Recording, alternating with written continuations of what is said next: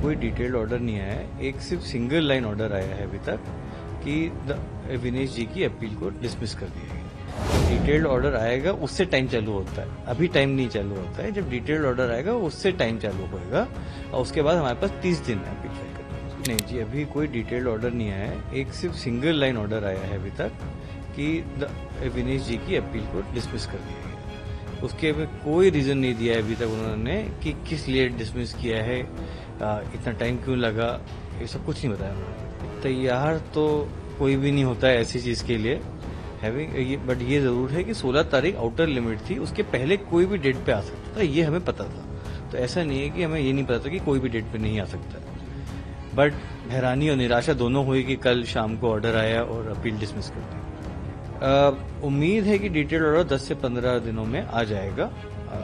पूरी सबकी जो याचिका है, सबने जो अपने कहा है उस सब के मैटर को टैकल करते हुए क्या मैडम आर्बिट्रेटर ने उस पर उनका क्या विचार है, वो आएगा डिटेल ऑर्डर। जब डिटेल्ड ऑर्डर आएगा उससे टाइम चालू होता है, अभी टाइम नहीं चालू होता है। जब डिटेल्ड ऑर्डर आएगा उससे टाइम चालू होएगा और उसके बाद हमारे पास 30 दिन है अपील फाइल करने। सो कैस का डिसीजन आप स्विस फेडरल ट्राइब्यूनल में अपील कर सकते हैं। एज आई सेड, उसके लिए 30 दिन का टाइम होता है, बट ये डिटेल ऑर्डर के बाद ये 30 दिन चालू होएगा।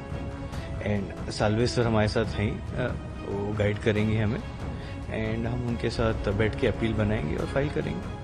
अभी जैसे कैस्टर सिमेनिया जी हैं, उनकी अपील भी स्विस फेडरल ट्राइब्यूनल और European court of human rights में गई थी। तो ऐसा नहीं है कि अपील एक्सेप्ट नहीं होती और सुनी नहीं जाती है, सुनी जाती है। एक तो ये है कि ऐसे नहीं है कि कैस की अपील नहीं सुनी जाती है।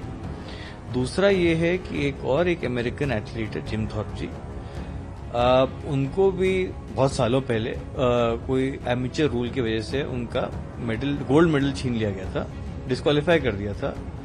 और बाद में आईओसी को पिटीशन करके पहले उनको जॉइंट गोल्ड मेडल दिया गया और उनके बाद उनको सिंगल गोल्ड मेडल दिया गया।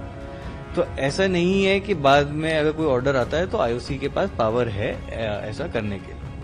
देखिए, अब उम्मीद ही है बट और डिफिकल्ट होता जा रहा है ये कि स्विस फेडरल ट्राइब्यूनल अपील सुने हमारी, उस पर डिसीजन दे, आईओसी को डायरेक्ट करे और फिर वो भी उसको एक्सेप्ट करे। तो थोड़ा लंबा प्रोसेस है बट है, प्रोसेस तो अवेलेबल है। होता तो वही है कि पहले तो दे हैव टू उनको डिसाइड करना है कि उनको ये एडमिट करके सुनना भी है कि नहीं सुनना है, आपके पास ग्राउंड है भी कि नहीं है कि वो एडमिट करके सुने। तो पहला स्टेप वही होता है। उसके बाद अगर वो एक्सेप्ट कर लेते हैं तो फिर काफी लंबी हियरिंग चलती है। वो तो आइडिया नहीं है, वो तो फिर वो क्या क्वेश्चन पोज करते हैं, क्वेश्चन में किस पार्टी को कितना टाइम देते हैं, वो सब चीजों पे डिपेंड करता है। इसके लिए कोई ठोस आंसर नहीं है।